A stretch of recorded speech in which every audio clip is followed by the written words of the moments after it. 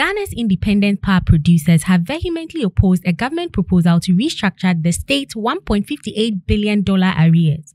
Elik Plim, head of the Chamber of Independent Power Producers, expressed concern and warned that non-payment could result in the shutdown of their operations.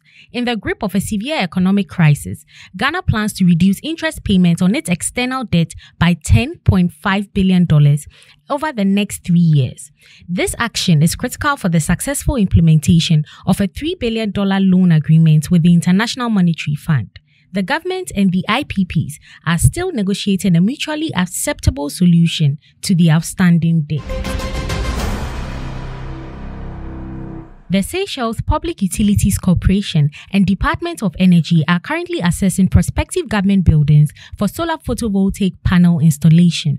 These are the most recent steps taken by Seychelles towards achieving 15% renewable penetration by 2030 and the larger goal of reaching net zero emissions by 2050.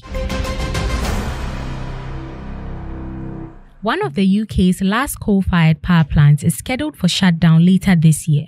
West Burton A in Nottinghamshire was built in 1966 but has since closed due to emissions regulations and the availability of cheaper fuel. It was scheduled to close last year but was kept open due to concerns about petrol supplies this year. Despite the fact that the station only supplied power to the grid once during the winter, the government had inquired about keeping it open as a standby source. The site has been chosen for a new government-backed fusion reactor.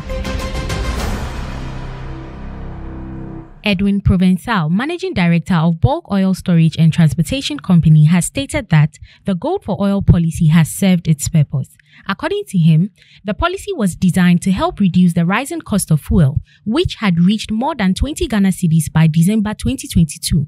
He said that prior to the implementation of the policy, BDCs faced significant forex risk, which have now been eliminated. He noted that despite the fact that Ghana has received over 10 cargoes of oil as a result of the policy, there is still much work to be done. Visit energyghana.com or energyghanamagazine.com for more on these stories. Energy Brief is proudly brought to you by Airport View Hotel.